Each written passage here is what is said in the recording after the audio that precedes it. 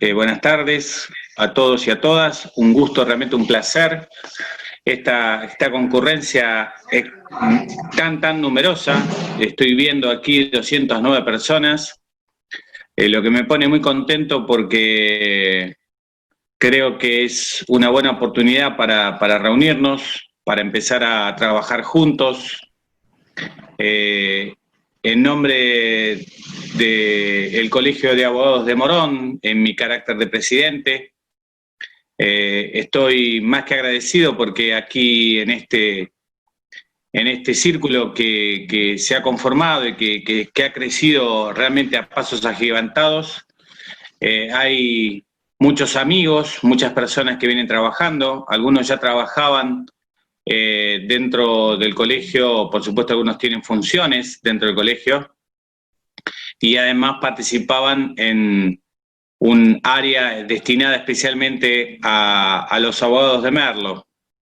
Entonces, frente a esta coyuntura, esta necesidad que tenemos de empezar a trabajar sobre cada una de las jurisdicciones de nuestro departamento judicial, que a diferencia de otros, incluye a 3 distritos, 3 partidos diferentes, como son el partido de Morón propiamente dicho, el partido de Hurlingham, el partido de Ituzaingó y el partido de Merlo, es que queremos empezar a trabajar justamente en cada una de estas jurisdicciones y empezar a tener en cada una de ellas una participación más activa, llegar directamente y contactarnos directamente con el abogado en los lugares donde tiene su estudio y donde ahora inclusive, hace ya un tiempo, ejerce directamente la profesión, porque en cada una de estas jurisdicciones hay juzgado de paz, en algunas de ellas inclusive se han inaugurado y se han autorizado juzgados de familia, como pasa con Ituzaingó, que por ahora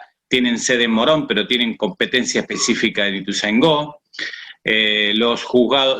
Las fiscalías descentralizadas que hay en Ituzaingó, la fiscalía,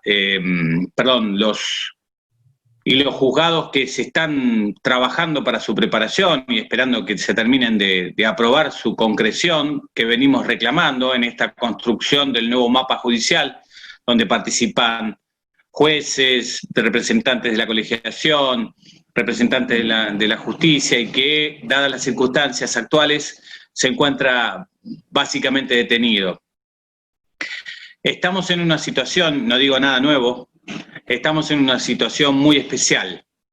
Nuestro colegio, la abogacía de Morón, y cuando digo Morón, por supuesto la abogacía de todo el departamento judicial, pero hoy voy a dedicarme especialmente a hablar de Merlo. La abogacía de Morón y particularmente de Merlo está pasando un momento difícil y lo sabemos cada día. Los que me acompañan hoy, inclusive uno de los expositores, Juan Navarro, y aquellos que vienen promoviendo la conformación del círculo, como es Alberto Pachila, Martín Bilbilián y otros colegas de Merlo que vienen trabajando para tratar de darle soluciones merlenses a los problemas merlenses, con total independencia. Y cuando digo con total independencia, es con total independencia no del colegio, porque el colegio tiene que proteger a todos los abogados, por supuesto que tenemos que trabajar en conjunto, tenemos que trabajar unificadamente para lograr la mejora de todos los servicios que podamos darle a la abogacía, sino que además, independiente de cualquier dependencia municipal o de otro tipo gubernamental, nosotros tenemos dentro de nuestro equipo de trabajo, tenemos gente de todas las visiones políticas, de todas las funciones y tareas, dentro del Poder Judicial también, gente que está trabajando dentro de distintos partidos políticos o con funciones dentro de la municipalidad, del gobierno nacional, provincial, de la Ciudad Autónoma de Buenos Aires, y todos ellos son bienvenidos porque saben que cuando llegan a nuestro colegio trabajan desinteresadamente y por supuesto pueden atraer y traer todas las ideas que tengan para la mejora del ejercicio de la abogacía y para la mejora de la justicia, porque los comprometemos. Como hoy comprometimos, como ya lo tenemos casi comprometido permanentemente a Hernán, para que nos acerque su visión de lo que pasa del lado, como suele decir, del otro lado del mostrador, pero es seguramente uno de los que más cerca de nosotros está, de todos los que nos acompañan. no puedo dejar de mencionar a otros colegas, jueces y funcionarios que participan. No los voy a nombrar ahora a todos, pero saben ustedes que son muchos, muy diversos y muy valiosos. Hernán hoy representa eso, ese acompañamiento que tenemos, ese diálogo permanente que tenemos con la justicia, donde cada cual tiene su función, pero ello no significa que seamos adversarios, menos aún enemigos. Somos personas trabajando hacia un mismo destino, el destino de lograr la justicia, una justicia mejor para los moronenses, para los merlenses en este caso. Merlo tiene sus dificultades, Merlo tiene un importante bolsón de pobreza, lamentablemente, y esa situación que tiene que ver con la generosidad de los merlenses en acoger a personas que con sus necesidades se fueron instalando en Merlo hace mucho tiempo y que hoy por hoy están sufriendo penurias económicas y también jurídicas. Por eso nuestro patrocinio jurídico gratuito son de los primeros y la mayor cantidad de personas que atendíamos en las épocas en que podíamos atender mayoritariamente antes de la emergencia del COVID. Hoy estamos parcialmente paralizados, estamos tratando de retomar nuestro patrocinio jurídico gratuito. Cuando eso se desparalice, cuando eso se mejore, tenemos una promesa pendiente para la gente de Merlo, que es la de abrir una delegación del patrocinio jurídico gratuito de Merlo en la ciudad misma de Merlo. Eso para facilitarle, primero, a los abogados de Merlo tener una contención en su propia ciudad. Segundo, para facilitarle a la gente que a veces ni para pagar un boleto tiene, o se le complica trasladarse, tener cercanía física y poder acceder a por lo menos un asesoramiento adecuado. Por eso creo que es importante que empecemos a trabajar con el Círculo buscando alternativas, buscando soluciones a esos problemas, y otros más que se van dando, como son a veces la distancia que hoy nos tiene separados increíblemente, mucho más de lo que esperábamos, también se puede superar en la medida que nosotros nos podamos acercar, en la medida de lo físico que podamos y en la medida de lo virtual como lo estamos haciendo hoy, lo más que podamos. Además, para mí, Merlo es un espacio y un lugar de mi más entrañable afecto. Mi primer trabajo jurídico cuando era un aprendiz, cuando todavía no era abogado, acompañando a mi hermano, fue en la localidad de Merlo, en el mismo piso que hoy se encuentra el doctor Juan Navarro. En esa época él no estaba, había una escribana, pero luego se mudó y ahí generamos una amistad que dura hasta hoy. Pero además tengo muchos amigos en esa jurisdicción, muchos de los cuales hoy trabajan con nosotros en el colegio y otros que tienen mucho por dar todavía y que seguramente vamos a seguir convocando porque hay mucho para ellos en este espacio.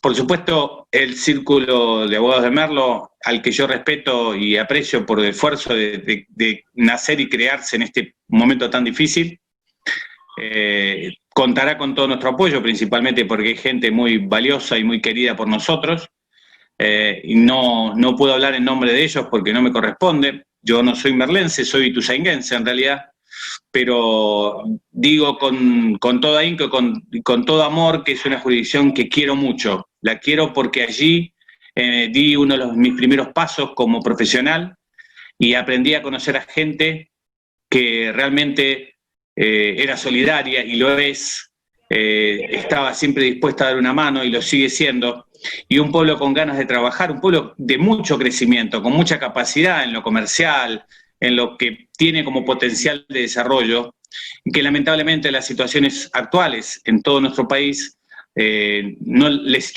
está golpeando como les golpea a todos nosotros. Entonces, bien, contarán con este colegio, con este presidente, con este equipo, para que puedan desarrollar sus actividades y para que podamos hacer las cosas que quizás en otro momento no fueron posibles.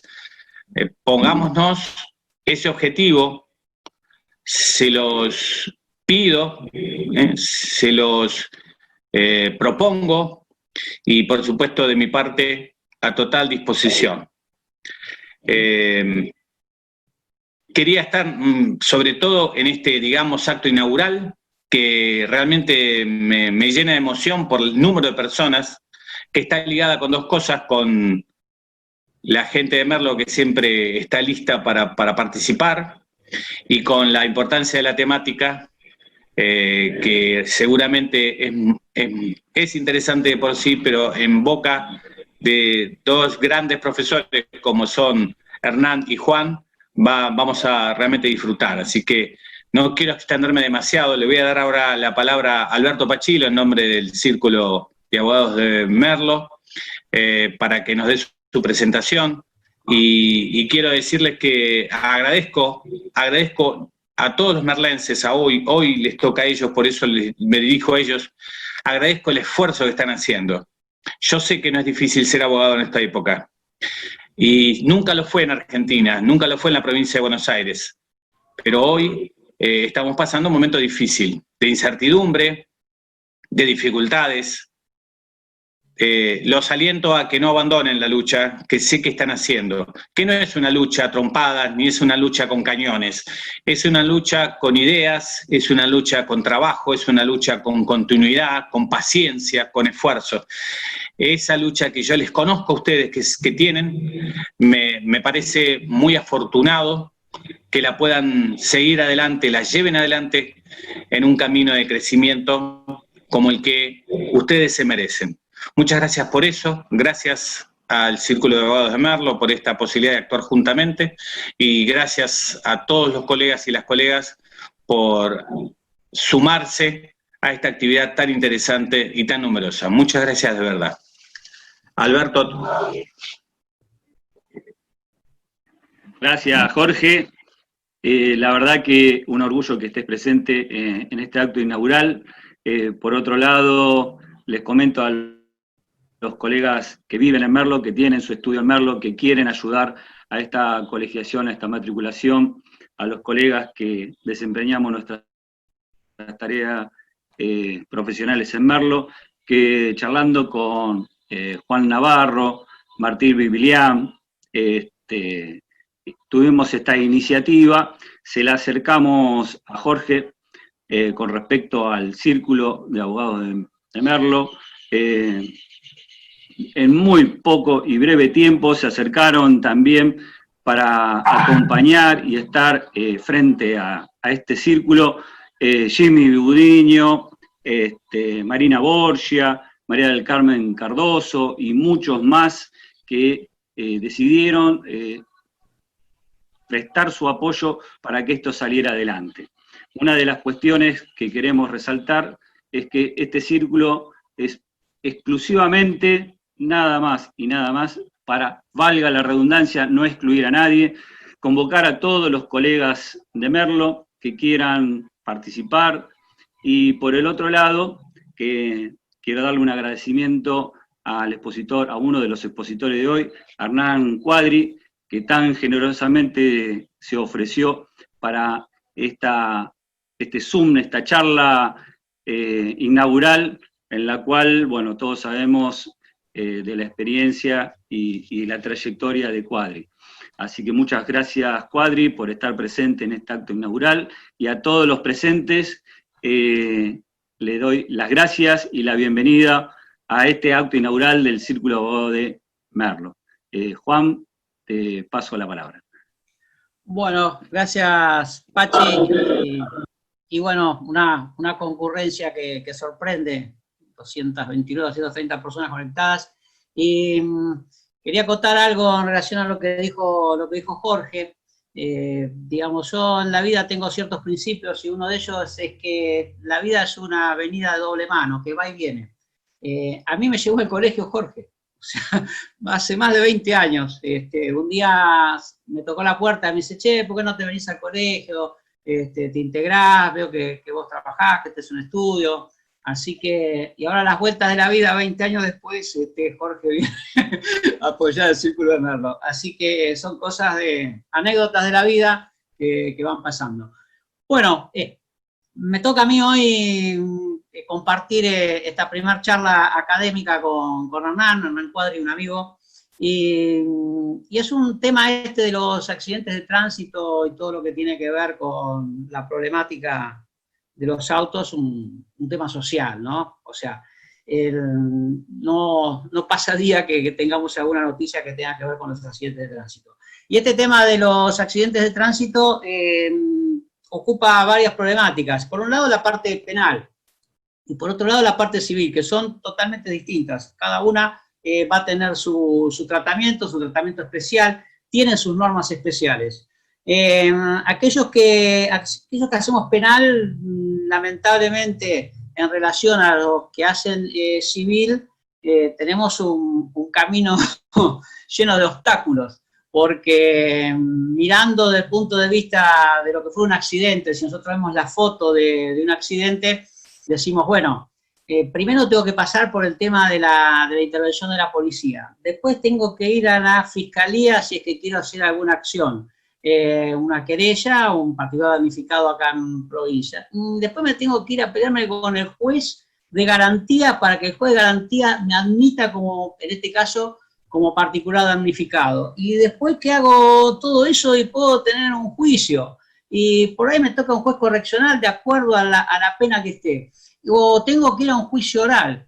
Y después de ahí tengo que ir a la Cámara para apelar o a casación. Y no obstante eso, si tengo una pena, también tengo que ir a ejecución penal. O sea, es un derrotero que tenemos que pasar por distintos estadios, que son todas situaciones totalmente complejas de por sí, que evidentemente con los amigos que hacen civil, dejan la demanda, el juez decide, y pueden apelar a la Cámara, pero nosotros tenemos que pasar por toda una serie de circunstancias, de apelaciones, de demás cosas que hacen a la problemática nuestra. Y es más, y en este caso que les decía de la problemática nuestra, en el caso de accidente de tránsito también tenemos otro problema. ¿Por qué tenemos otro problema? Tenemos otro problema porque dentro del accidente de tránsito vamos a tener una regulación que te dice el Código Penal. Cuando vos participaste de un accidente, podés ser víctima, o te pueden imputar lesiones leves, lesiones graves, homicidio culposo, homicidio doloso, etcétera, etcétera.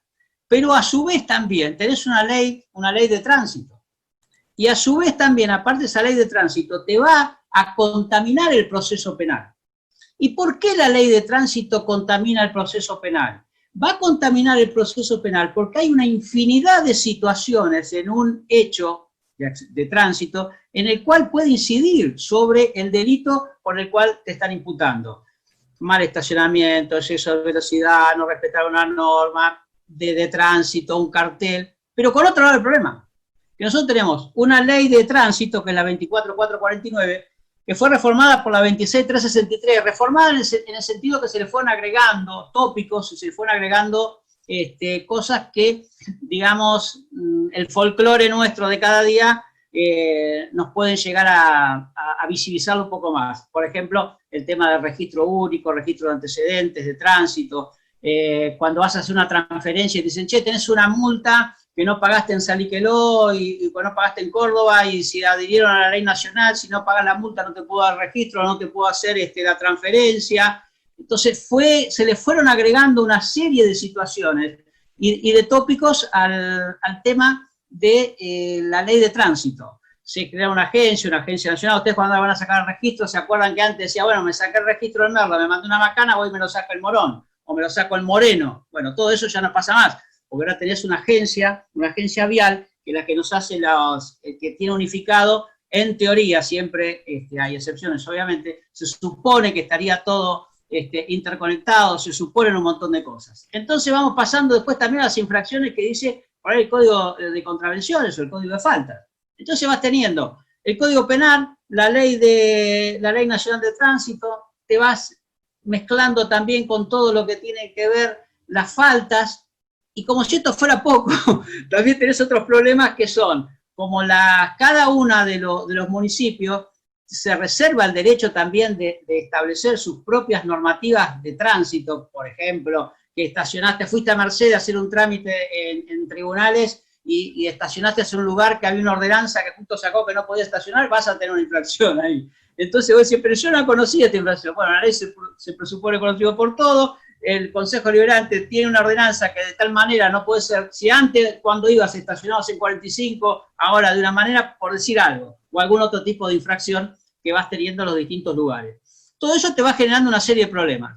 Ahora bien, ¿qué pasa? ¿Y en qué estado de indefensión estamos, entre comillas, aquellos que manejamos un auto? Porque vos salís con el auto de tu casa y te pueden pasar una infinidad de cosas.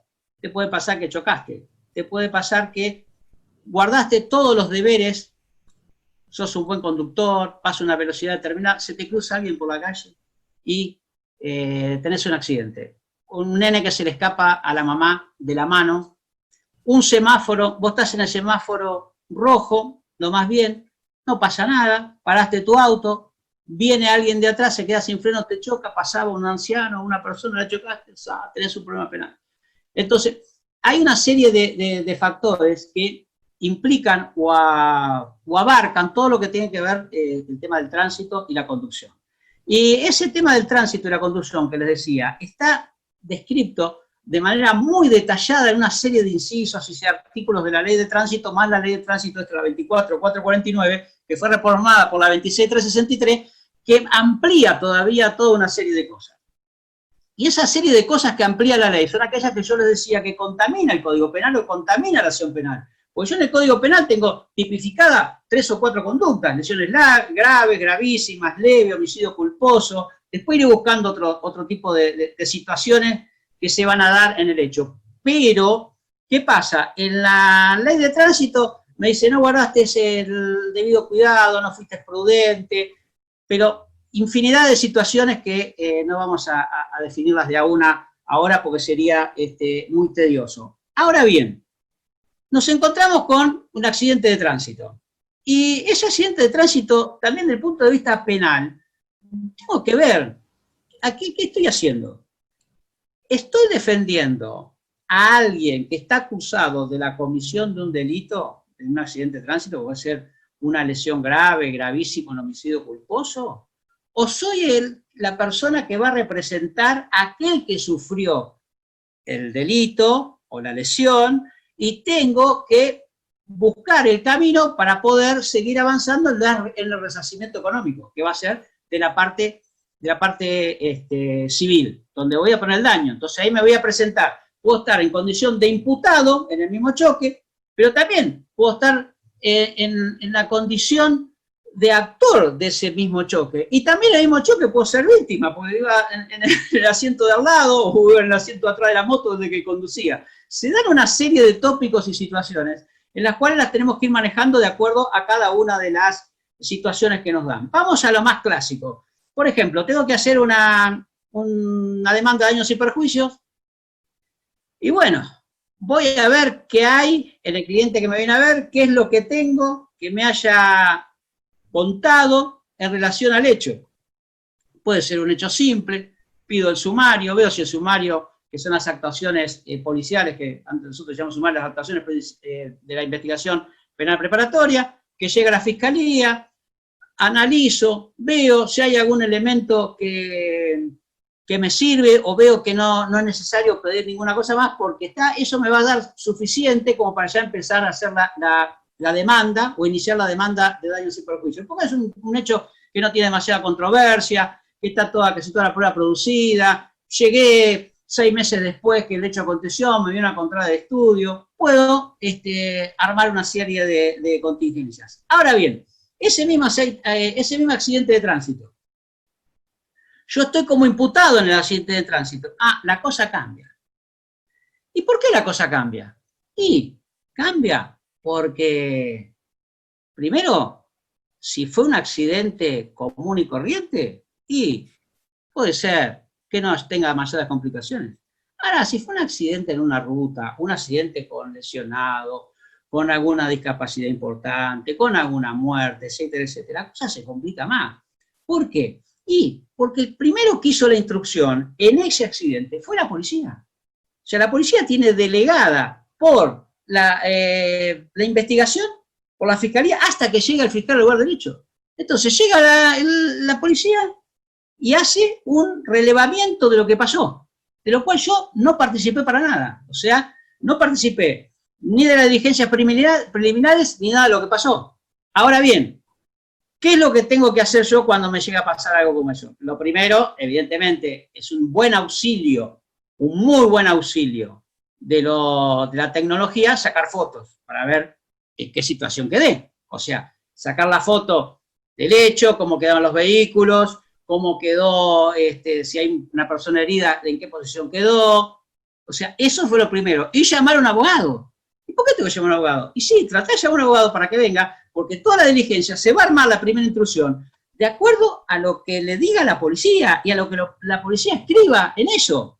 Los testigos, si el auto era rojo, era verde, era amarillo, venía de un lado. ¿Por qué hace así?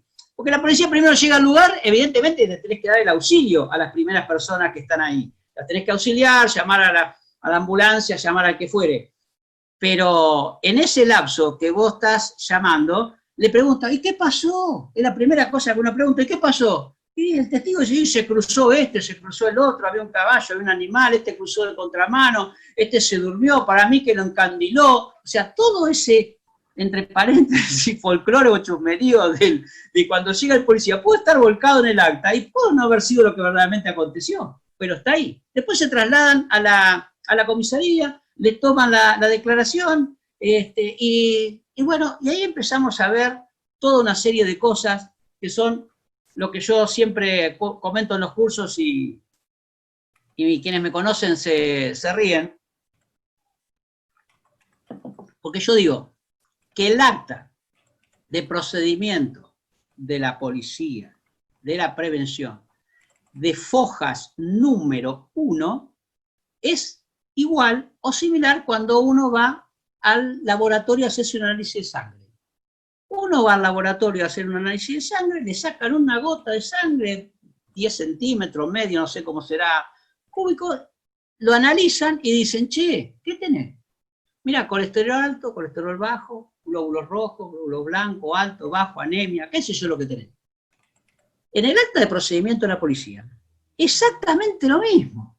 ¿Cómo llegaron? ¿A qué hora te llamó? ¿Quién fue? ¿Quién estuvo? ¿Cómo acontecieron los hechos? Era de noche, era de día, llovía, los autos estaban de una manera, los autos estaban del otro, pudiste recabar testigos, hiciste croquis de cómo estaban las cosas, tomaste muestras fotográficas, todas aquellas cosas que van a determinar de una manera u otra para el juicio civil o para el juicio penal las responsabilidades que te correspondan desde el punto de vista penal y también aquellas armas que vas a tener para poderte defender dentro del juicio que tiene que ver la parte de la indemnización. Ahí te vas a encontrar con todos los detalles. Y esos primeros detalles son los que después vos vas a decir, ¿pero cómo? Si después cuando empezó la instrucción, acá usted dijo que un auto, que le encandilaba un auto rojo que venía y es un auto blanco.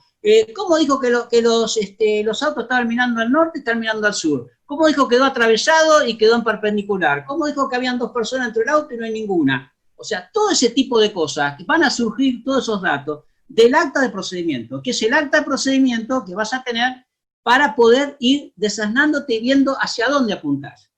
¿Y por qué? Porque de acuerdo al acta de procedimiento, donde vos vas a diseñar tu estrategia y la famosa teoría del caso, ¿hacia dónde apunto? ¿Qué es lo que quiero demostrar? ¿De qué se me acusa preliminarmente? O sea, si soy el caso que estoy por la defensa. Y si quiero iniciar algún tipo de acción, también. No van a ser los mismos elementos y las mismas herramientas que voy a tener que utilizar. Eso va a ser dirimente. ¿Por qué?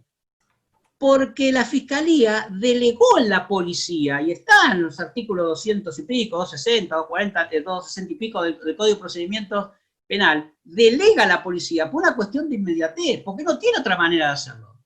Ahora bien, también en esa acta de procedimiento, si fuera un accidente, ¿quién va a acudir? Va a acudir una ambulancia. Y en la ambulancia hay un libro de la ambulancia. Y puede, donde el libro el médico va a decir que llega a tal hora por un aviso que me llamó fulanito de tal, y hicimos maniobras de reanimación con fulanito, vimos que estaba tal otra, y nos va a contar qué fue lo que pasó en ese libro. Bueno, no tiene el libro, llegará al hospital. Y cuando llegue al hospital, tengo que saber dónde estuvo esa persona, cuál fue el libro de entrada de policía. O sea, es determinante saber qué medidas se tomaron, cuáles eran las que correspondían a los usos y costumbres o a las reglas del arte que se tuvieron que haber realizado en esa acta de procedimientos, cuáles se hicieron y cuáles no, cuáles se omitieron y cuáles se hicieron bien, cuáles me sirven y cuáles no me sirven, sobre cuál tengo que pedir oficio, sobre cuál no tengo que pedir oficio, sobre cuál tengo que cuestionar o dejar de cuestionar. Esa primera etapa, que es la que nosotros vemos y tenemos y nos dan las herramientas, después son las que vamos a volcar, o no, si me constituyo como particular dignificado, o si me acusan de algo cuando tenga que hacer la defensa y tengo que declarar. ¿Estamos de acuerdo? Bien, eso pasa un tiempo, porque no es que llega el sumario que decimos nosotros, que es la famosa investigación a la fiscalía. En ese lapso es una nube, algo, un híbrido, que, bueno, las malas prácticas llevan a que la policía llama a algunos abogados, che, mirá, tengo una causa así, la arman, la rearman, y después se escucha las prácticas non santas de algunos colegas y algunos estudios que existen, y nosotros no vamos a esconder la basura debajo de la alfombra. Entonces, es determinante saber eso, porque después, ya te digo, cuando te llega la demanda, te acusan de algo, dicen, no, pero acá pasa una cosa, pero después me armaste sumario, y me armaste, porque vas a la comisaría. Entonces dice, ¿qué dice el ABC? Atención a no contar con los medios necesarios para poder levantar las actuaciones sumariales, el personal y los testigos se dirigieron hacia la comisaría. Y bueno, si estuvieran online, que tendría que ser un buen avance, y le van pasando todo al fiscal, está todo bien, pero sabemos que no es online, ni sabemos cómo lo van armando. Entonces, era importante, lo habíamos hablado con Hernán esta mañana, era importante tener los mecanismos y tener la máquina de celular, sacarle fotos, para poder terminar y para ver si es lo que verdaderamente te corresponde. Ahora hay otra etapa más, hay una etapa más. Eso que vos tenés ahí, que te lo dieron, que tenés el acta de procedimiento, que sabés más o menos cómo fue, puede pasar y puede acontecer que te vengan a consultar al estudio. Doctor, mire, tengo que iniciar una causa así, por este tema, mire que me pasó tal cosa, tal otra, ¿y cómo pasó? Y te empiezan a contar la historia. Yo les recomiendo que cuando se sientan frente a ustedes así, como quien no quiere la cosa, le dicen, che, ¿por qué no me haces un croquis más o menos cómo fueron las cosas? Contame, escribime más o menos cómo fue, y que te cuenten y te hagan su propia versión de las cosas. Porque después tenés la versión de la policía, la versión de tu cliente, y los alegatos de oreja que después le hicieron, porque cuando viene la segunda entrevista, ya le cambiaron la situación y tenés otra tercera versión, que también ahí tenés que ver si potenciaron los mismos hechos como te los hizo. Entonces, vos tenés que preguntarle cómo fueron, qué fueron los autos, cómo venían. Estamos hablando siempre, porque pueden acontecer situaciones en las cuales vos tengas un problema penal serio, y también un reclamo de daños y perjuicios serio. Aplica para las dos situaciones. Vos tenés que tener bien los acontecimientos, cómo fueron, cotejados con la policía, con las pericias, con lo que veas, más el tema de la data que te vaya pasando el cliente que te viene a consultar. Ahora bien, ¿esto termina acá? Y no termina acá. No termina acá. Porque puede llegar a pasar que estás complicado con una causa penal, estás complicado mal, porque te lo acusan de un homicidio culposo, o lesiones graves, o gravísimas, o lo que fuere, pero como tuviste la suerte de que no tenés antecedentes penales, y estás alegre por la vida, y vas caminando porque estás escarcelado. ¿Estamos de acuerdo? ¿No? Tiene una pena mayor de 8 años, parece que fue nada más que el accidente, no hiciste abandono de persona, no hay concurso real, entre otros tipos de cosas, hubo un solo hecho, más o menos venís zafando. Pero bien, tenés que mejorar tu situación. Tenés que ir, en la medida que puedas, al lugar del hecho y a la hora del hecho. ¿Qué pasó? Para ver, por el tema de los testigos, yo siempre cuento una anécdota también, me pasó un día en Padua, que había alguien que escuchó gritos, vino a defender a una chica que estaban robando, agarró un revólver, salió a los tiros, mató a la acompañante del delincuente, a la chica que estaba sacándole la cartera a la que estaba esperando el colectivo. Tira un tiro y la chica muere. Bien, se hacen todas las pericias que corresponden, se hace todo, y cuando me vienen a ver a mí y me dice, doctor, mire, pero aparentemente usted dice que el que disparó fue el papá de este chico que está al lado, que vive al lado, no es el que vive donde usted nos está diciendo, tenemos otro problema ahí, queríamos preguntarle, a ver, ¿qué tiene para decirnos? Digo, y los ángulos de tiro y todo, evidentemente, tenía razón, no era el padre aparentemente que había tirado y dice, mira, Navarro, te conocemos hace años, pero parece que tu cliente, el papá de tu cliente fue un francotirador, porque de donde encontramos la chica, de donde dice el plano que ella cayó, que era al costado de la parada del colectivo, no dan los ángulos de tiro. Este lo mató tu cliente, no el papá de tu cliente. Bueno, déjame ver. Voy al otro día, a la misma hora que ocurrió el hecho, 5 de la mañana, invierno, de noche, dice, en la parada del colectivo. Claro, había un refugio donde la gente había hecho la municipalidad, un refugio nuevo, hacía dos meses que lo habían hecho, y había un poste de luz que tenía un cartelito que decía parada del 500, con una luz enganchada en el poste de luz, ese.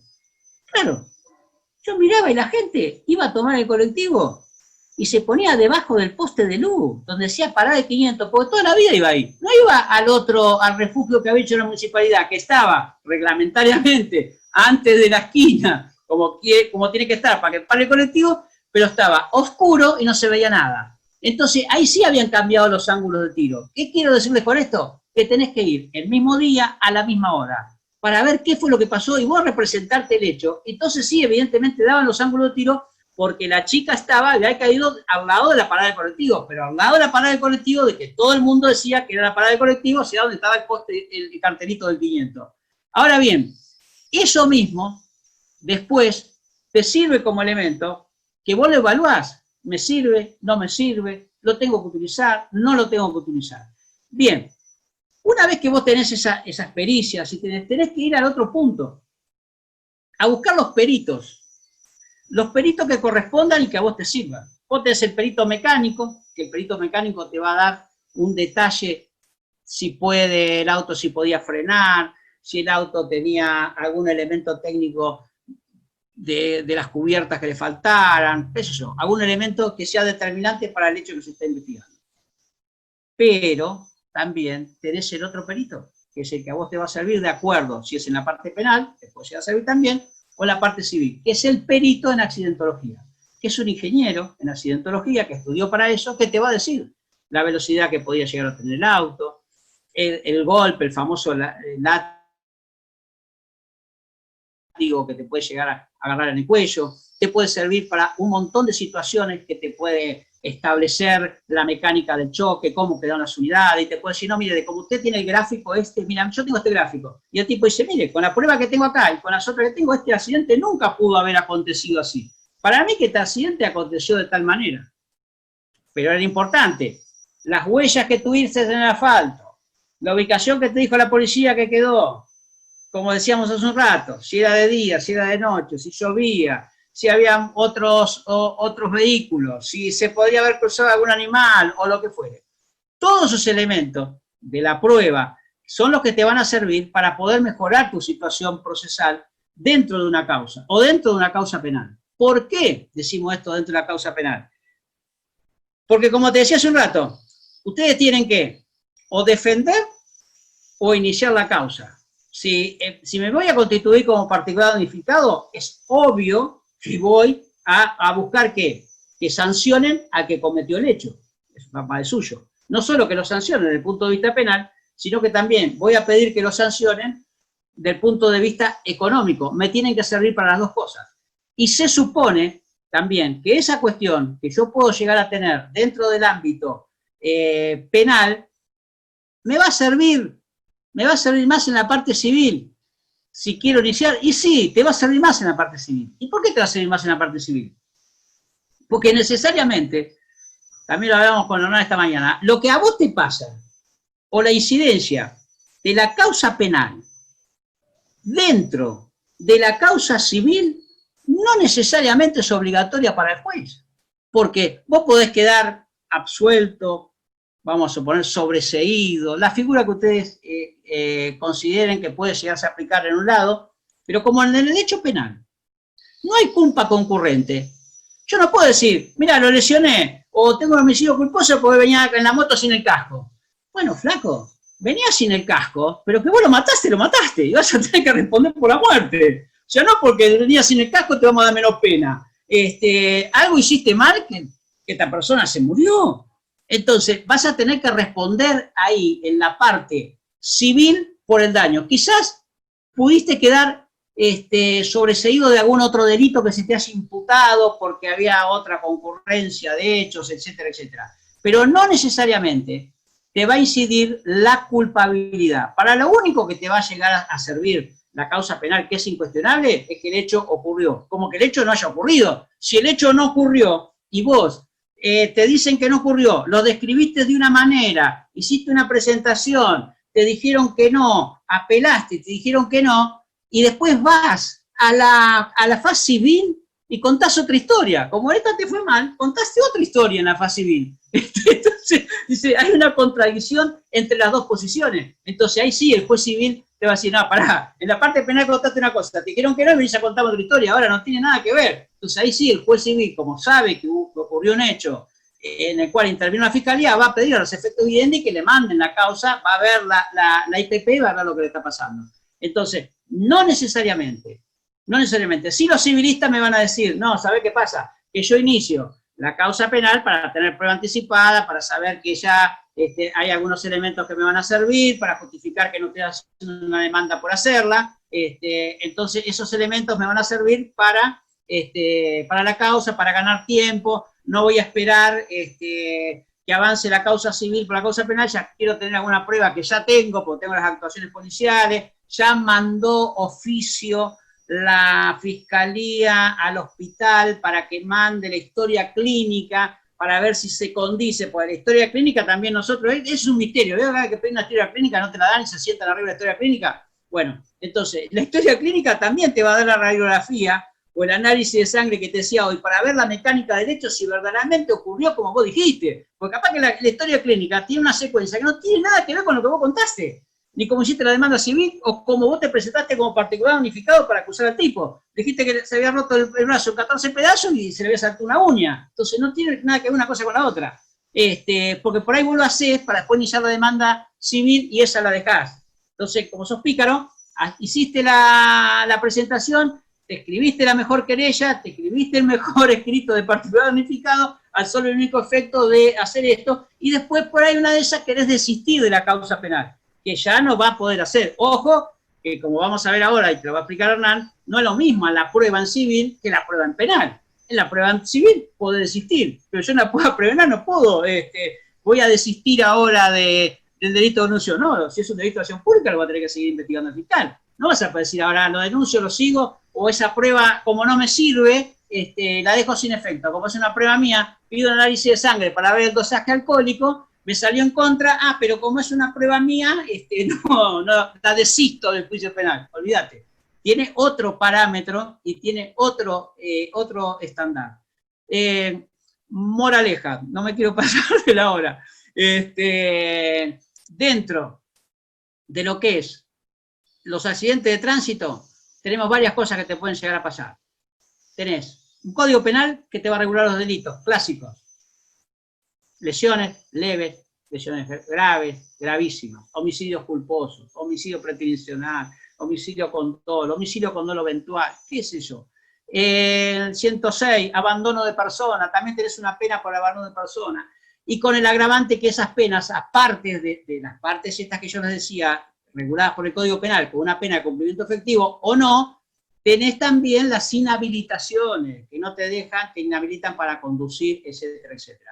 Aparte de ese tema penal, que lo tenés en este tipo de sanciones, tenés también todas las otras infracciones que cometiste, que también te van a impactar dentro de lo que es la ley de tránsito, porque cuando manden oficio y vean que tenés 50 infracciones, ¿vieron cómo pasa en la televisión a veces que dice, che, hubo un accidente y tenía no sé cuántas boletas por exceso de velocidad, etcétera, etcétera? Todo eso hoy está circularizado en un banco de datos. Eso también te puede ir en contra.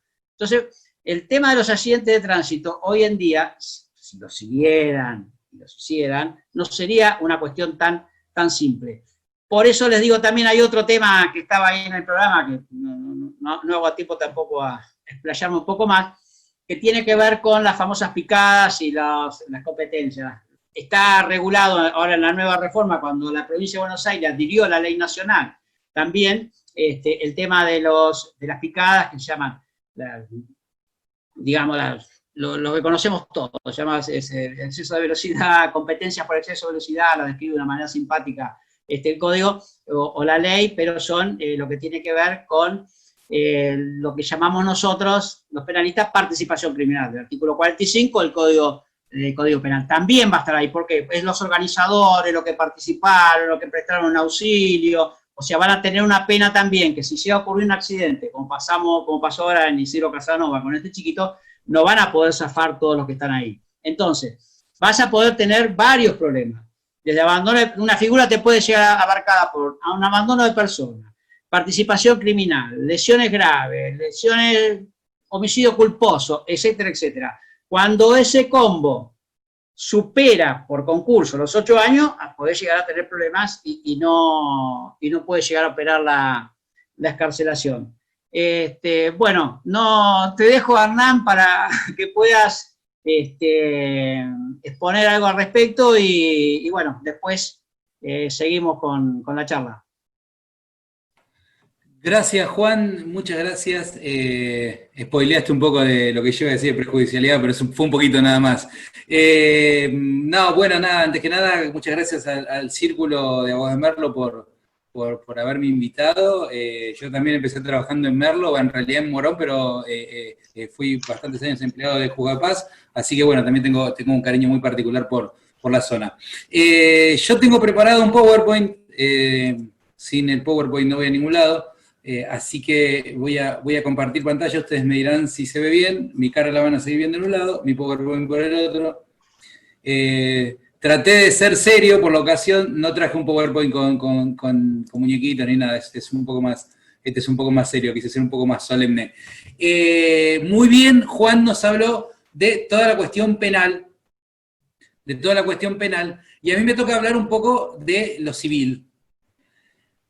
Y acá hay dos cuestiones preliminares. Una que me vino perfecto todo lo que dijo Juan antes. La primera es que implica la iniciación de un proceso por daños y perjuicios. Bueno, también él lo explicó. O sea, en materia penal, bueno, la jurisdicción apunta a la sanción de un responsable. En materia civil, la función resarcitoria de la responsabilidad civil, porque acá vamos a utilizar solamente la resarcitoria, generalmente la preventiva no va a funcionar mucho, o por lo menos no va a funcionar en la mayoría de los casos, salvo que hagamos un planteo preventivo, por ejemplo, para sacar el registro a Chano, el cantante que andaba chocando gente todos los días, pero si no, bueno, generalmente vamos a tener pretensiones resarcitorias que apuntan a que la persona que sea declarada responsable de un daño derivado de un accidente de tránsito responda, ella o generalmente su aseguradora, porque sabemos que hay un seguro obligatorio,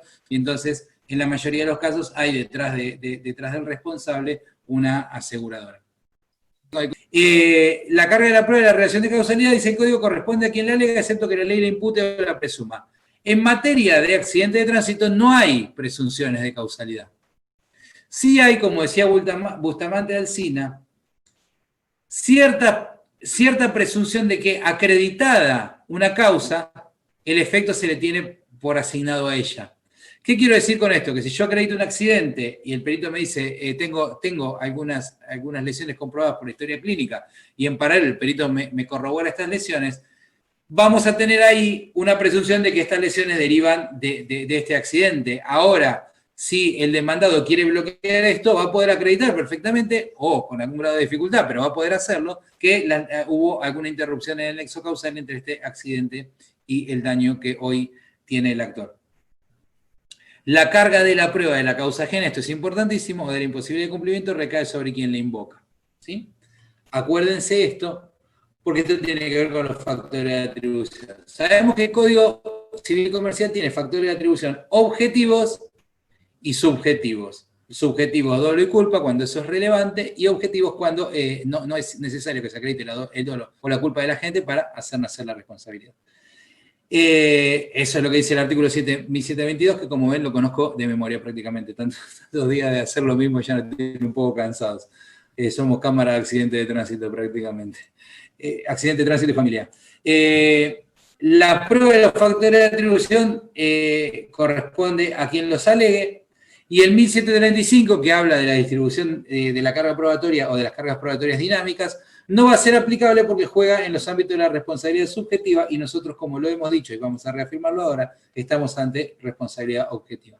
Fíjense el artículo 1769 que dice: los artículos referidos a responsabilidad civil derivada de la intervención de cosas se aplican a los daños causados por la circulación de vehículos. ¿Por qué?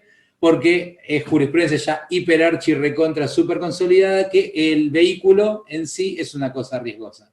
Entonces, siendo una cosa riesgosa, hay una presunción de responsabilidad que hace nacer una responsabilidad objetiva. Fíjense, el 1757, como dice, toda persona responde por el daño causado por el riesgo o vicio de la cosa, sería el caso de los accidentes de tránsito.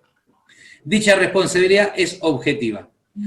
Entonces, ¿cómo va a jugar esta responsabilidad objetiva? Pues bien, acreditado yo que el accidente proviene de una cosa riesgosa, como es un automotor, como es un camión, o mismo una moto, ¿sí?, va a ser suficiente para responsabilizar a su dueño guardián, quien, para eximirse de responsabilidad, va a tener que alegar y probar, no solamente probar, va a tener que alegar y probar alguna eximente, ¿sí? ¿Y cuáles son las eximentes que están previstas? El hecho de la víctima, el hecho de un tercero por quien no se debe responder, el caso fortuito o el uso de la cosa contra la voluntad del dueño guardián del automotor causante del daño. ¿Sí? Son 4. Entonces, ¿cómo juega la mecánica en un proceso civil? Viene el actor y dice: vengo a iniciar demanda de daños y perjuicios porque a raíz de este hecho, que relato, he padecido este daño, que relato y describo. El responsable es tal por tal razón, ya sea por carácter de dueño del automotor, por carácter de guardián, por carácter de conductor, las responsabilidades son concurrentes, y en su caso voy a citar en garantía que la aseguradora no es responsable del hecho, sino que es un tercero que viene a cubrir la responsabilidad que pudiera tener el demandado. Con eso el actor ya cumple su carga de la afirmación, después tendrá que acreditar lo que probó, básicamente que el hecho existió, y el nexo causal y la entidad del daño, ¿sí? Lo otro se presume, porque si acredito que hubo un vehículo interviniendo en el hecho, ya voy a tener una responsabilidad de junio objetivo. ¿Qué le queda para el demandado? Viene y entonces puede hacer 2 cosas. Agacha la cabeza y dice que sea todo, lo menos frecuente. Lo más frecuente es alega la responsabilidad de la víctima o de un tercero por quien no debe responder. El caso fortuito de accidente de tránsito es raro, pero también se puede alegar. Lo que va a tener que alegar es cuáles son los hechos concretos que configuran esta responsabilidad de la víctima o de un tercero por quien no debe responder. No va a decir, no, bueno, esto fue culpa de la víctima porque fue culpa de la víctima. No, va a tener que decir, esto es culpa de la víctima por tal y tal razón. ¿Por qué? Porque solamente alegándolos, después va a poder intentar acreditarlos. Acuérdense que la prueba es confirmación de lo afirmado. Y entonces va a venir con la fuente de prueba que tenga a su alcance. Nosotros del lado de adentro sabemos que muchísimas fuentes de prueba son apócrifas. A veces no podemos hacer nada, porque no hay elemento para descreerle a un testigo, pero hay veces que es tan burdo que nos vemos obligados a descreerle al testigo, ¿sí? O sea,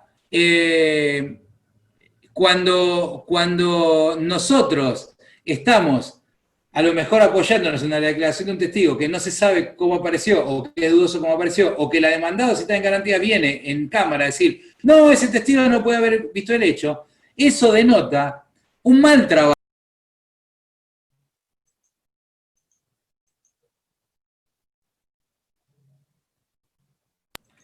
Ahí está, me habían silenciado. ¿Qué pasó, Rosy? No me quiso escuchar. Un mal trabajo, cuando estaba hablando del mal trabajo justamente. No, pero está bien, pero hay que saber qué es lo que es el mal trabajo y qué es lo que nosotros dentro vemos como mal trabajo para no incurrir en eso. Porque si tenés algo que plantear respecto del testigo, tenés que plantear en primera instancia. Y hay algo que no estoy viendo y que los reto y desafío a que alguna vez lo hagan, por favor, para darnos un gran dolor de cabeza a todos, es que cuando venga alguien a declarar como testigo, ¿sí?, le pida que exhiba la geolocalización del celular si la tiene activada, del día del hecho a la hora del hecho, ¿sí? Es algo que siempre hablamos en las clases donde hablamos de derecho y tecnología, y sería hiper interesante que estos testigos que aparecen por haberle dejado un papelito a don Ramiro cuando estaba lesionado en el piso, nos abra su navegación, su historial de navegación es hiper fácil, en la audiencia nos lo abra, nos lo exhiba y nos muestre que estaba ese día en ese lugar. También puede ser que lo tuviera desactivado, pero si nos lo abre y nos muestra que estaba, esa prueba se torna casi irrefutable. Si lo abre y nos muestra que no estaba, a lo mejor Juan Navarro se gana un cliente por el falso testimonio que le van a imputar. Así que, por ese lado, a lo mejor todos pueden salir gananciosos. Es algo que siempre estamos sugiriendo y que hasta ahora no veo que lo hagan. Pero el historial de ubicación del testigo es hiper archi importante, porque, a ver, yo tengo mi ubicación donde estaba el 23 de septiembre de 2016, de que lo tengo activado.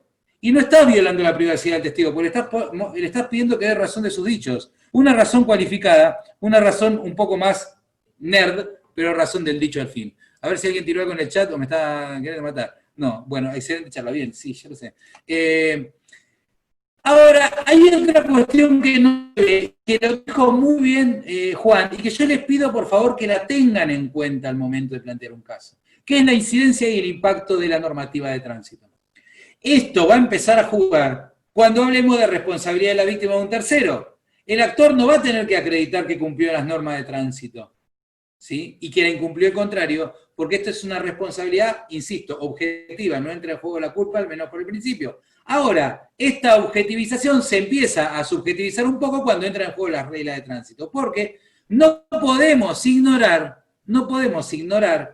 que el tránsito vehicular hace que haya cosas riesgosas, pero estas cosas riesgosas están tripuladas por humanos. Y a veces, al menos por el momento, ahí tenemos en e-procesal un caso donde un Tesla fue solo y atropelló a una persona y estuvo probado que los que iban adentro iban durmiendo. Hermoso cuando esos casos lleguen a Morón. Por ahora estamos con choque de modelo 2010-2011, no importa. No es el precio de 2010-2011, pero alguna vez quiero que, por lo menos alguna vez mientras estemos nosotros, que choque un Tesla en Morón. Para ver qué pasa con la condición autónoma, quién es el responsable y todo. Bueno, ese caso es hiper interesante, está en duda en la justicia americana, donde hay muchos Tesla. A lo que voy es, tener en cuenta cuando planteemos un caso, e incluso cuando somos actores, si cumplimos una normativa de tránsito, y especialmente, gente, el tema de la prioridad de paso. Hay un artículo de la ley de tránsito que lo dice recontra claro. Se presume, y esta ley tiene jerarquía equivalente al Código Civil y Comercial porque es una ley nacional. Se presume responsable de un accidente de tránsito al que carecía de prioridad de paso o cometió una infracción relacionada con el mismo. Con lo cual, el paso a un semáforo en rojo me trae esta presunción por sobre la presunción de la cosa riesgosa, porque acá lo relevante no es el riesgo de la cosa, sino cómo yo la usé y lo transformé en esta cuestión. Estamos cansados en la sala de rechazar demandas por prioridad de paso. Ahora vamos con lo que Carlos está tirando ahí, ahora vamos con el GPS del testigo. Déjame terminar esta idea, Carlos, que me voy. Estamos cansados de rechazar demandas por la prioridad de paso. La Corte lo tiene dicho hiper claro, la prioridad de paso es absoluta, y salvo que se pierda, por alguna de las razones por las que se pierde, o salvo que sea muy evidente la mala conducción de parte de quien tenía esa prioridad de paso. Entonces, si el demandante tiene prioridad de paso, pero cruzó 90, una intersección, bueno, ahí se diluye. Pero si no hay ningún otro elemento, que vengan con la guitarra a decir, bueno, la prioridad de paso no es un bill de indemnidad, ni nada, los fallos de la Corte vienen diciendo que la prioridad de paso es absoluta y que es independiente de quién haya llegado primero a la intersección de las arterias. Con lo cual, no alcanza decir, yo llegué primero y el otro llegó después, y todos chocamos punta con punta, porque vos tenés que tener en cuenta que si vas manejando y el auto te viene de allá, lo tenés que dejar pasar, y si el auto te viene de ahí, te tienen que dejar pasar a vos. ¿Sí? La cuestión de las avenidas, pero la cuestión de las avenidas también se escurridiza, podemos hacer una clase entera sobre avenidas porque es bastante discutida. Carlos, esperá, vamos a ver esto, que ya, si el GPS del teléfono testigo no lo ubica en el lugar de hecho sin otra confirmación, es de relativa utilización. Sin embargo, si lo ubica es irrefutable. Exacto, es lo que yo sostengo, Carlos. Eso es lo que yo sostengo. Pregunta para después, Gabriela, tirala después, porque se te va a ir en el chat. Si le mandé iba por la ruta, teniendo registro de principiante y prohibido circular por la ruta, ¿juega en su contra?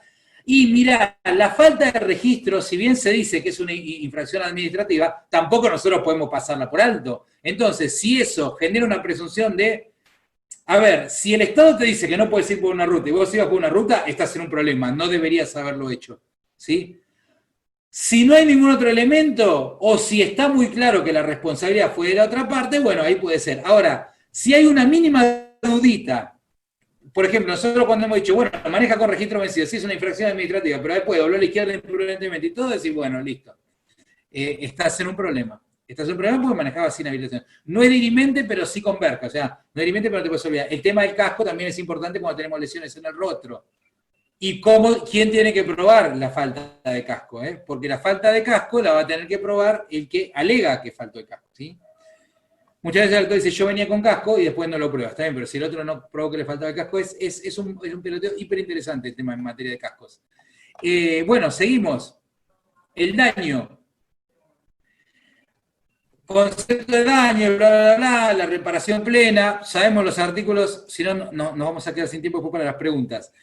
La prueba del daño, el daño tiene que ser acreditado por quien lo invoca, ¿sí? Salvo que la ley lo impute o lo presuma. Hay algunos daños que son presumidos por la ley. En el caso de daños a los bienes materiales, generalmente cuando son los autos los que se rompan, voy a tener que acreditar. Yo que lo alego, la destrucción, ¿sí? En el caso de que la destrucción fuera parcial, bueno, la indemnización puede consistir en la diferencia entre el valor actual y el valor primitivo.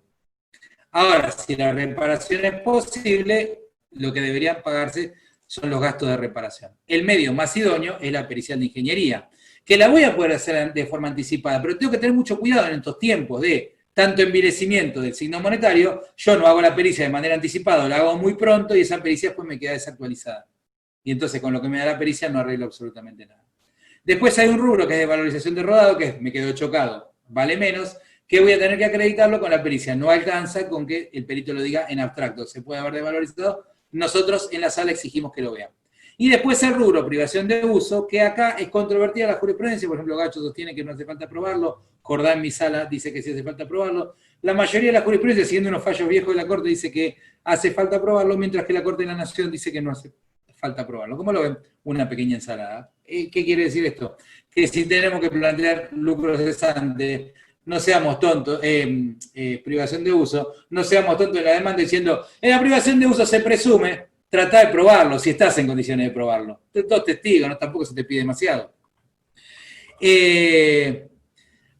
Por ahí alguien preguntaba por los daños derivados de la muerte de la víctima. 1745, los gastos necesarios para la asistencia del funeral, eso es un clásico. Lo necesario para los alimentos del cónyuge, el conviviente, los hijos menores hasta la mayoría de edad, con derecho alimentario, los hijos incapaces o con capacidad restringida, aunque no hayan sido declarados tales, ¿sí? Entonces el que causó la muerte tiene que hacer un aporte equivalente a lo que le hubiera podido asistir esa persona a estos legitimados activos. Y después tenemos la pérdida de chance de ayuda futura como consecuencia de la muerte de los hijos en el caso de los padres. O sea, sabemos que muerto un hijo, ¿sí?, se trunca una posibilidad de asistencia a los padres en el futuro cuando vayan siendo más grandes, y eso genera una posibilidad de ser resarcido. El otro gran daño derivado de las lesiones físicas, cuando la víctima no muere, es lo que llamamos clásicamente incapacidad física o incapacidad psíquica. Acá se trabaja, ¿sí?, generalmente con la prueba pericial, que establece porcentajes de incapacidad. Lo bueno es complementar esa prueba pericial con algunos testigos que nos digan el impacto concreto que este perjuicio le está causando en la vida a la parte actora. Complementarlo con documentación concomitante al hecho, con documentación fidedigna, en su caso autenticada, o sea, historias clínicas que digan, bueno, esto viene por esto, que el perito me diga bien la conexión causal, ¿sí?, porque si no me va a tener un problema.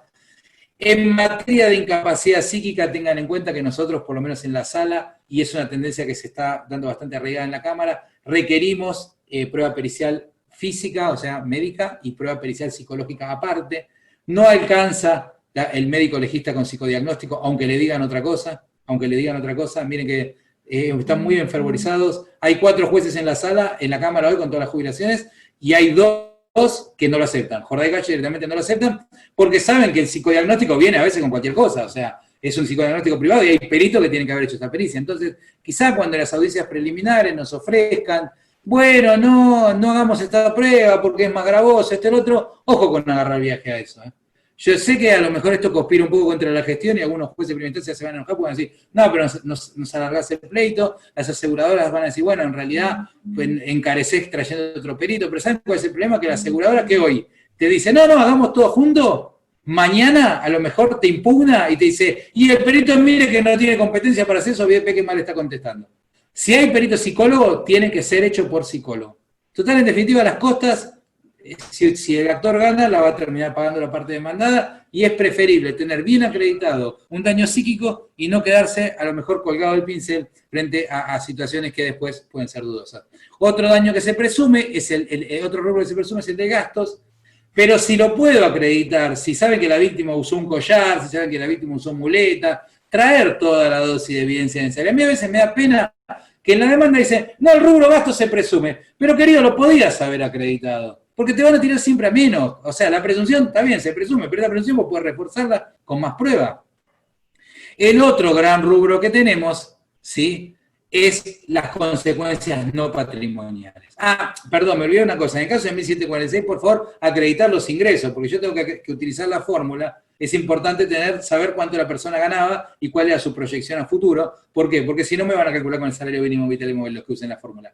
En la Cámara no muchos usan la fórmula. Yo, es una de las pocas cosas en que discrepo con mis camaristas. Para mí la fórmula habría que usarla. Estoy totalmente de acuerdo con usar la fórmula y después adecuarla, porque es la única manera de fundar. Y si después da un resultado excesivo, bueno, ahí se puede ver. Pero bueno, nada, los jueces son soberanos en este sentido. Ellos han entendido que no tenían que usar la fórmula. Para mí la fórmula va. Soy sincero, en lo personal la fórmula va. Pero bueno, no dejo de advertir que no es algo que se utilice. Pero para mí la fórmula va, porque si no, la sentencia ahí, la sentencia está infundada. ¿Por qué? ¿Por qué nosotros vamos? Un día yo le pregunté a Ferrari, hace años que ya se había jubilado y ahora fallece el doctor, pero yo le dije, doctor, ¿por qué nosotros ponemos 15.000 pesos por punto y no 18? Y no, bueno, en realidad, pero es arbitrario, porque ¿por qué? A ver, ahora estamos poniendo 25, ¿por qué el punto vale 25 y no 40? O 16. Para mí es, o sea, por lo menos damos alguna fundamentación, pero sigue en el terreno de lo arbitrario. Pero bueno, en algún momento lo vamos a repensar o saldrá un fallo de la Corte que nos diga lo contrario de todo, pero para mí la fórmula va como piña porque es lo que nos permite, todo nos permite la fórmula, porque aparte permite también arreglar en mediación, porque vos sabés más o menos cuáles son los valores, hacer la cuenta y decir, mira, la mediación puede estar más o menos en esto. Y entonces vamos a deflacionar un poco los casos. Yo lo pienso así.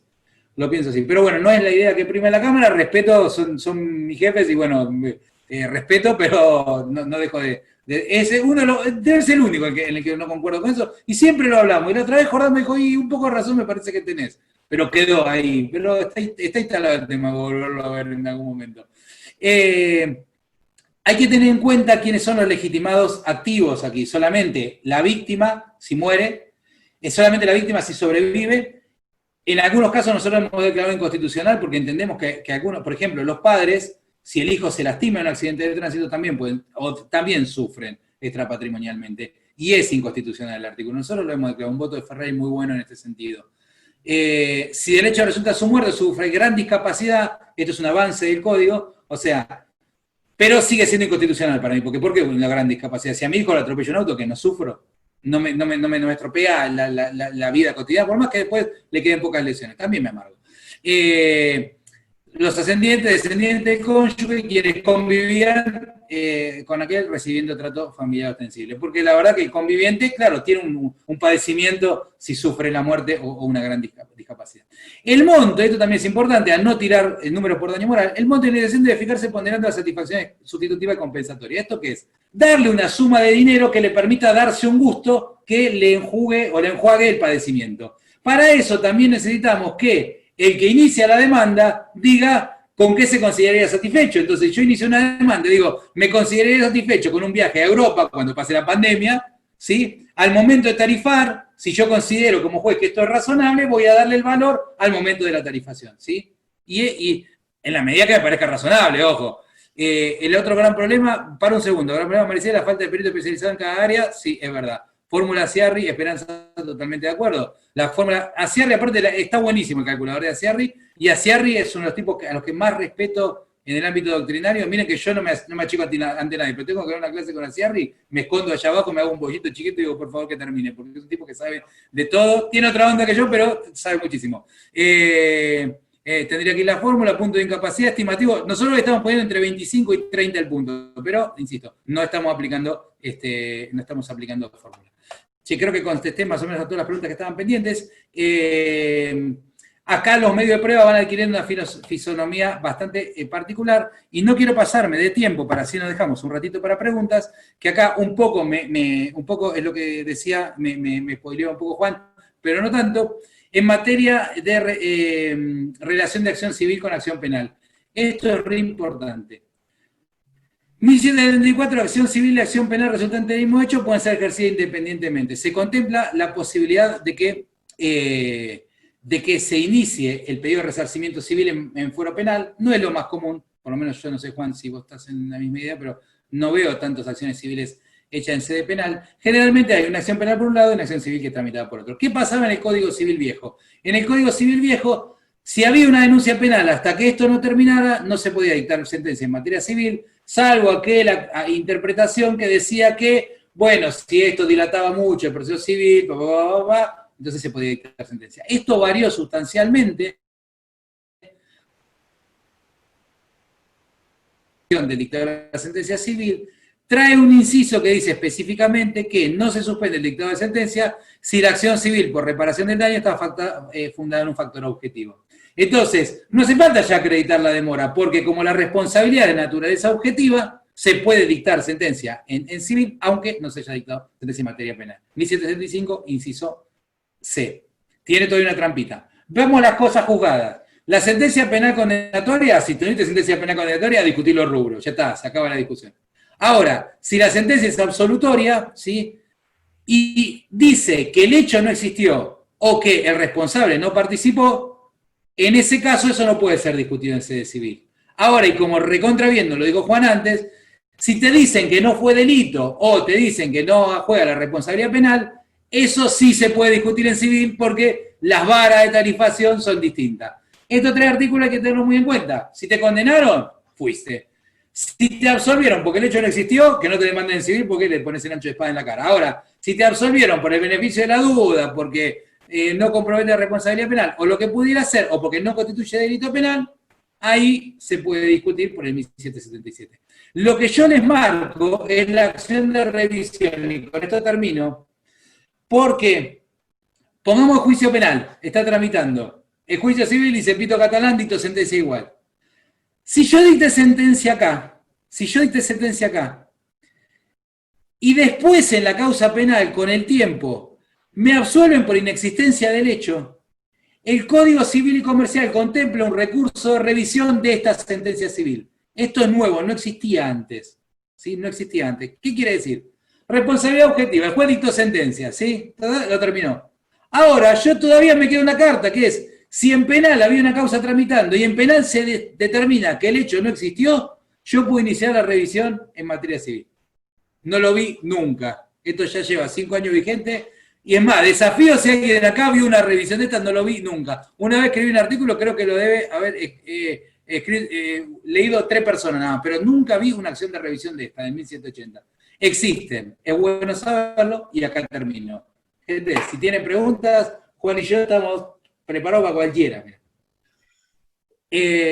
La pregunta por el chat. Ahí está haciendo propaganda a mi libro de cuantificación, sí. Dejé uno ahí en el colegio, sí. Está bueno, yo qué sé. Está medio desactualizado, en algún momento lo voy a actualizar. Quería hacer una acotación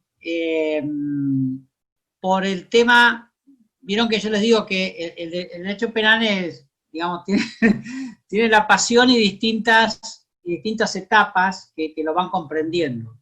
Casualmente, en un caso que me había pasado en Mercedes, había una inhabilitación que te sacan el registro, que lo tenés que devolver. Vieron que dentro de la ley de tránsito, aparte de la parte penal, que les había comentado antes, que penas de multas, arresto, inhabilitación, etcétera, etcétera. En la parte penal, cuando tenés un homicidio culposo, te pueden habilitar para conducir. Bien, ¿qué pasa? Vieron que, como les decía, el derecho penal es algo que no es que da para cualquier cosa, pero sí para plantear, porque hay cuestiones humanas, hay factores humanos, y hay jueces que deciden, fiscales, el de la mesa de entrada, que si le haces el alegato de oreja, como yo digo, que lo podés llegar a convencer. En Mercedes me había pasado un caso de inhabilitación, alguien estaba inhabilitado porque había cometido un tema de un homicidio culposo. Lo habían inhabilitado para trabajar, no le daban el registro. Entonces yo decía, pero mirá, este muchacho a lo que se dedica es a service de aire acondicionado. se dedica a service de aire acondicionado, el accidente que lo ocupó a él fue un día de mañana, que iba a trabajar, que había niebla, no fue el culpable porque lo chocaron de atrás y vayamos a saber lo que fuere, pero vamos a poner que lo culpaste y le diste una pena, una sanción. Ahora bien, este sujeto, que es un ser humano de carne y hueso, no es que lo inhabilitaste porque corría carreras picadas, no porque tenía 50 antecedentes de violación de la ley de tránsito, multas impagas, etcétera, etcétera. Fue un trabajador y necesita eso como su sustento. Entonces, el que puede lo más, puede lo menos.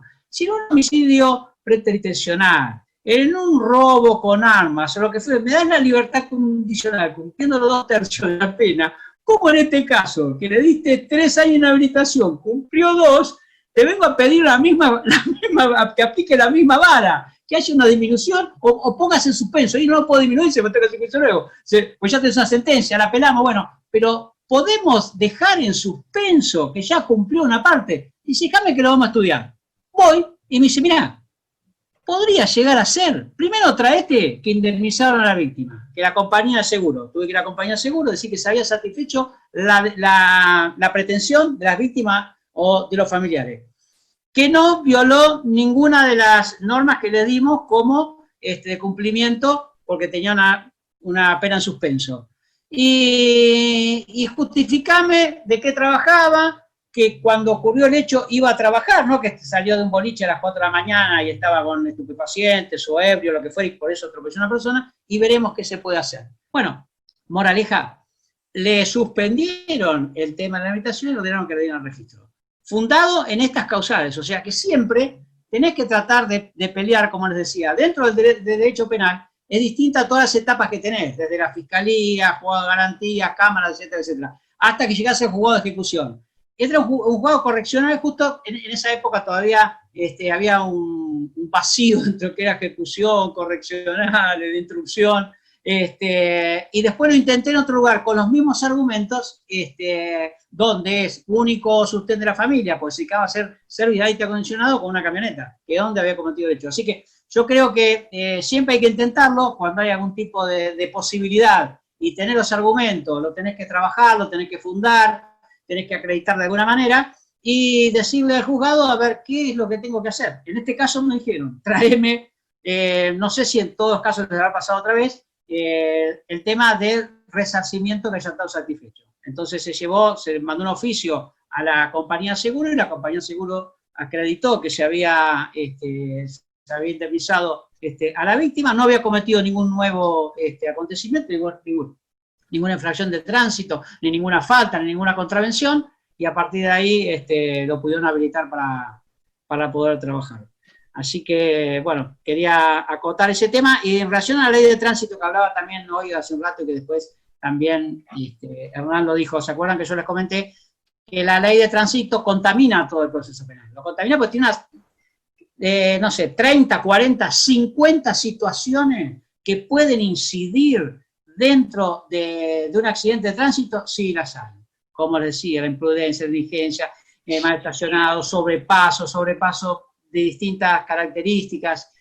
Hay toda una serie de elementos que están tipificados dentro del código, dentro de la ley de tránsito, en los cuales desde multas, en algún caso el tema del arresto, la inhabilitación, etcétera, etcétera, y que también dependés, como nos ha pasado a todos, que a veces vas a sacar un registro y te llega una multa que no sabes de dónde y cuándo pasaste por ahí, y que también dentro del procedimiento penal les habrá pasado que pueden contestar por carta de documento o por alguna otra hacer el ejercicio de la defensa.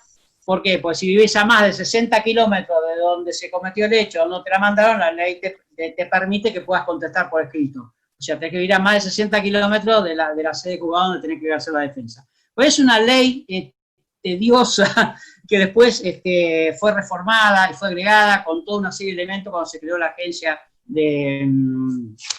vial, de delitos viales, o sea, de seguridad vial que se llama, donde, bueno, generaron un montón de departamentos, un montón de oficinas y empezaron a regular todo lo que tiene que ver con el transporte público, transporte pasajero, con otra serie de de situaciones que, bueno, evidentemente dentro del derecho penal también incide todo eso. ¿Por qué incide? Porque depende de la categoría y depende del vehículo que estés manejando. O sea, lo clásico de todo, el tipo que va con el camión y tiene 2 ayudantes atrás que van bajando mercadería, los famosos cajones de manzana, de cerveza o de soda, además, que va el tipo colgado y tiene un accidente, sabe el conductor que no puede llevar a las personas colgadas atrás, y eso es común, y bueno, y eso te crea también toda una serie de sanciones, si hay un accidente, calificantes, agravantes, inhabilitaciones, multas. Por eso les decía que los accidentes de tránsito, con la ley, si uno se pone a ver la ley de accidentes de tránsito nacional, más toda la inseguridad que decía, de lo que hacemos de derecho penal, decimos la inseguridad jurídica que tengo, porque a cada lugar donde voy también me dice la ley que me tengo que atener a los reglamentos y a las normas de tránsito que de cada municipio. Lo que nos pasaba, que ibas a Córdoba y llegabas y pasabas por una ruta y decía, bueno, acá pasa 70 kilómetros, 40, 30, no hay disminución, te hace una loma de burro, un cartel que no viste. O sea, todo eso que está dentro de lo que es las normativas de tránsito que se reservaron las provincias y los municipios, también, si es una infracción, no pasó nada. Ahora, si tuviste un accidente y una causa penal, ahí es lo que yo te hablaba de la contaminación. Si te puede pagar, no te puedes defender con el tema económico, lo que fue, no pasa nada. El asunto es cuando incide esa ley de tránsito dentro de un accidente de tránsito que tenga intervención de la justicia penal, ahí vas a tener un poco de problemas. Bueno, no sé si quieren hacer alguna pregunta. Mientras vos hablabas, y de paso me meto... preguntas por el chat mientras vos hablabas. Vos hablás inclusive yo sin querer le contesté a Jorge Rossi cuando le quería contestar a todos, ahí preguntaba a alguien qué pasa, esa es mía porque tiene que ver con las compañías de seguro, y yo preguntaban si una persona le roban el auto y luego daña a terceros, ¿qué pasa? Bueno, eso es una cuestión de fondo, la compañía va a cubrir, bueno, no va a cubrir la compañía porque en realidad perdió la guarda no fue cedida en forma voluntaria, y ahora la guarda es de un tercero desconocido, o sea, el que debería responder es ese tercero por el uso del auto. Lo que pasa es el problema es que el auto lo está usando un tercero que nunca más vamos a poder saber quién es, con lo cual muy probablemente no puedan reclamarle a nadie. Ese es un problema bastante habitual, pero la compañía no cubre, ni siquiera no porque sea un tema del límite de cobertura, sino porque en el fondo de la cuestión la responsabilidad del propietario de la cosa o del guardián cede hasta el momento en que hasta que esa guarda la cede voluntariamente. Cuando la cedió involuntariamente, pues se lo robaron, ya no tiene el mismo propietario o guardián originario más responsabilidad. Tiene el guardián de ahora, que el guardián de ahora es un delincuente que seguramente se dará la fuga y jamás encontraremos. Yo comparto y aprovecho la oportunidad que tengo la palabra, comparto fuertemente, lo puse en el chat y lo digo, estamos trabajando y lo convocamos a Hernán a colaborar con nosotros porque queremos empezar a trabajar la idea de algún sistema de fórmulas, después se verá el ajuste, estamos trabajando para ver si podemos mejorar de alguna manera, sobre todo desde el fallo que pone la famosa tasa de interés pura hasta la fecha de la sentencia, y eso, si no hay una actualización por punto bien ajustada o una fórmula que garantice una objetividad que nos permita llegar a un cierto punto, entonces tenemos que trabajar en un sistema lo más objetivo posible, porque además eso también impacta en los mediadores que no tienen al momento de discutir, o en las mediaciones no hay momentos de discutir nada objetivo, como bien decías vos, Hernán. Entonces hay que sancionar fuertemente al que se equivoca y el que ofrece poco o el que no acepta algo que está muy bien, y eso lo tienen que hacer los jueces con una autorización especial, pero además hay que poner pautas que sean razonables, porque hoy pareciera que es razonable ofrecer o aceptar cualquier cosa cuando es tan disímil en la provincia, tan disímil en la provincia. Inclusive no hablo de jurisdicciones totalmente extrañas, hablo de Morón Matanza, Morón San Martín. Los criterios que varían, yo sé que se ponen medianamente y se miran entre sí, pero bueno, la libertad, la potestad judicial a veces, si no logra una compensación adecuada, nos complica porque además desalienta los reclamos en la jurisdicción que deben ser, se busca la jurisdicción de la capital federal, y eso empieza a generar, entre comillas, lo digo así, pero espero que no se entienda mal, entre comillas, un desprestigio de la jurisdicción, que sabemos que tiene buena calidad de jueces, buena calidad de funcionarios, los hay de los otros también, y al tener esto, ahí le empieza a correrse la bola, bueno, no, mejor no vayamos a capital, porque los fallos no son tan ajustados a derecho y esas cosas. Por eso me parece que comparto totalmente con vos, y lo quiero decir porque esto es, digamos, una bandera de campaña que estamos levantando del Colegio de Abogados de la provincia, y bueno, es importante decir. Hay otras preguntas que aparecieron por ahí, no sé si ya las contestaste todo, porque sos una luz, Hernán. Fui haciendo así, mientras Juan hablaba, todas las civiles, sí, hubo una que la dejé picando porque en realidad merecería una clase aparte, que es el problema de las avenidas. En el ordenamiento de tránsito no hace diferencia entre la prioridad de paso y las avenidas. La jurisprudencia de la Corte es un poco serpenteante. Nosotros generalmente en la sala le estamos haciendo prevalecer la prioridad de paso independientemente de que sean o no avenidas, pero otra vez en una charla que tuve también con Jordán me dijo, vos sabés que me parece que estoy mirando algunos fallos de la Corte y no es tan así, él lo había estado estudiando un poco más el tema. En principio no hay ninguna diferencia en el artículo 41, no dice que pierda la prioridad de paso el que entra por la derecha a una avenida, pero me parece que no es lo mismo entrar por la derecha a una calle cualquiera que entrar por la derecha a Rivadavia, acá en Ramón Mejía, donde si no parás te van a llevar puestos, tiene doble mano y todo. Es un tema bastante fino que podríamos hacer una charla aparte, y le sugiero, si alguien tiene alguna cuestión, me pueden mandar un mail y le busco el último que hemos sacado y vean también la jurisprudencia de la Corte, porque en algunas veces dice una cosa, como se forman mayorías y minorías, no termina de ser del todo claro, no termina de ser del todo claro. Otra de seguro que la respondo yo, ya que estoy acá. Me parece que la habilitación para el ASPO no, ya hay una resolución inclusive y todo lo demás, una resolución de la Super, y ya lo han dicho hasta inclusive los aseguradores, no tener autorización para circular con el ASPO no te excluye de cobertura, aparte es obvio, eso son dos cuestiones distintas. Yo puedo no tener autorización por una cuestión sanitaria, que es distinto al riesgo al que someto a un tercero por usar o no el auto sin autorización. Eso es otra cosa, no tiene nada que ver. Así que no, en eso no hay cuestión.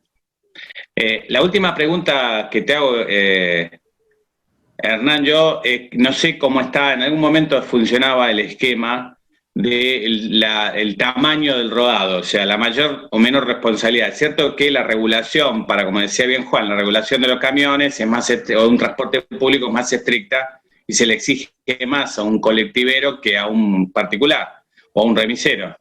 Pero no sé si el tamaño del rodado, que muchas veces los abogados lo hemos planteado, si por ejemplo una bicicleta frente a un auto o una moto frente a un auto, dado el porte, no hay una mayor responsabilidad de quien maneja un vehículo con mayor porte, que por lo tanto tiene mayor riesgo frente a uno que uno maneja uno de menor porte.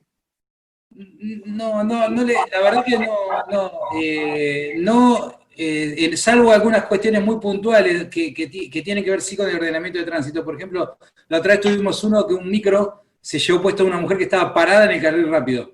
Pero ¿cómo lo resolvimos?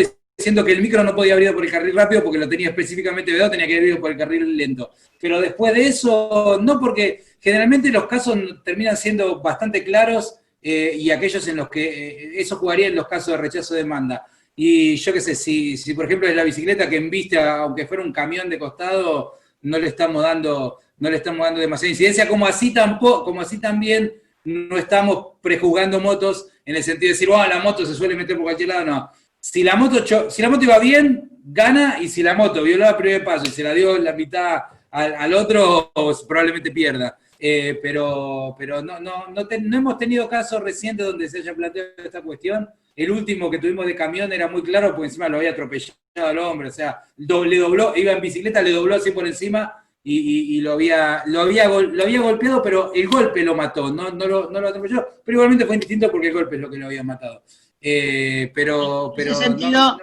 ese sentido, depende si yo fuera fiscal o alguna cosa por el estilo, tendría otros argumentos. Por ejemplo, los que manejan camiones, vos tenés distintos registros, carga peligrosa, ganado, camiones de tanto porte, y a su vez, esos choferes que manejan esos camiones que van de acuerdo al porte de lo que transportan y las toneladas, también cobran un adicional por el trabajo que hacen. Y a su vez tienen un registro profesional especial y categorizado. Entonces, si yo tuviera que ser particular damnificado, iba a pedir una indemnización, pero lo que fuera, porque él tenía un mayor deber de diligencia y de cuidado con lo que estaba llevando, por la mercadería que llevaba, por el porte que llevaba, por el lugar donde transitaba, etcétera, etcétera, etcétera.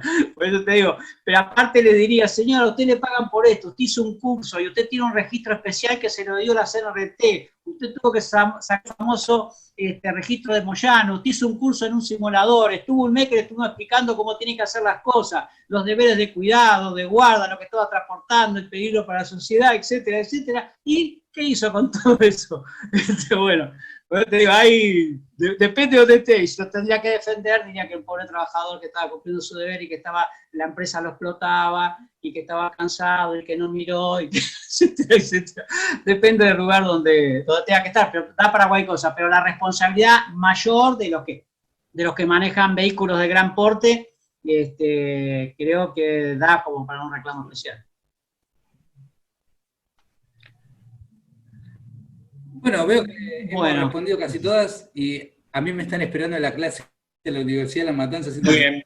Sí, habíamos hablado de eso, estaba limitado por el tiempo, Hernán, así que agradezco a ambos expositores, agradezco al Círculo de Merlo por la oportunidad de trabajar juntos esta charla que ha sido realmente exitosa y los felicito a todos ustedes por el nivel de las preguntas, por el nivel de la discusión. Y bueno, nos estamos viendo, ahí tenemos pendiente una que nos has pedido alguien otra vez, porque se ve que el tema sigue siendo interesante y por las razones que hablamos, es de la determinación del daño. Por supuesto, recomendamos el excelente libro que el doctor Hernán Cuadri ha escrito sobre el tema, así que en la próxima charla que hagamos les pido que ya el libro lo tengan comprado, leído, y podamos discutir a otro nivel y analizar justamente, entre otras cosas, el tema del cálculo del daño, el tema de las fórmulas, etcétera, etcétera. La tengo preparada. Gracias, Juan. Así que la podemos hacer en cualquier momento. La tengo preparada, hicimos buenísimo. Ponemos el cassette y la hacemos así, tinqui, tinqui. Bueno, el cassette es una antigüedad, Hernán. No digas cassette porque los chicos jóvenes... El Spotify. Bueno, muchas gracias a todos y a todas. Un gustazo Juan y un gustazo Hernán y a todos los... Gracias por la invitación, gracias al Círculo. Gracias a vos. Me retiro, adiós. También nos vamos todos, gracias.